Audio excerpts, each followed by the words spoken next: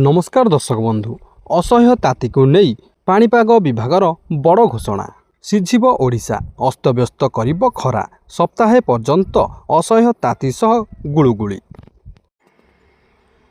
आजिठारु आहुरी बढ़िब खरा गुळुगुळी रे असह्य होई पड़िब जीवन पारद 4 रु 6 डिग्री पर्यंत वृद्धि पाइब हिट वेव बा ग्रीष्म प्रवाह नहीं एभली पूर्वानुमान करिछि भुवनेश्वर स्थित आंचलिक पाणीपाग विज्ञान केन्द्र। आंचलिक पाणीपाग विज्ञान केन्द्र अनुसार एबे ओडिशा रे पाग मुख्यतः सुखिला रहिब। उत्तर ओडिशा और संलग्न क्षेत्र में समुद्र 0.9 किमी उपरे एक घूर्णिबलय सक्रिय रही 18 तारिख पर्यंत राज्य में ग्रीष्म प्रवाह जारी रहिब। दक्षिण ओडिशार किछि स्थान रे काल बैशाखी वर्षा होई पारे। दक्षिण ओडिशार रायगड़ा गंजाम और गजपति जिले में 2 दिन घड़घड़ी सह वर्षा नहीं पूर्वानुमान करा जायछि।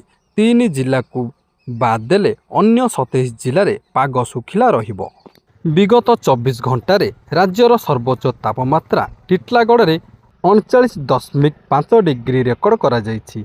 पाणीपाग विभागर आकलन अनुसार आगामी 5 दिन मध्य तापमात्रा 4 रु 6 डिग्री पर्यंत वृद्धि पाइबा आशंका करा जाउछि।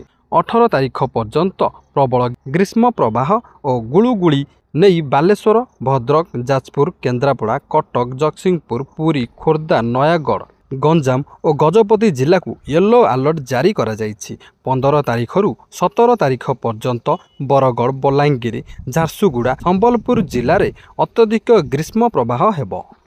तेबे दर्शक बंधु आपण माने जेतेबेले आपणकर अति आवश्यक कार्य पाई पदा को बाहरुचंती हाथ में छता पानी बोतल जोता एही सबु जिनिष गुड़िक नहीं पदा को बाहरंतु।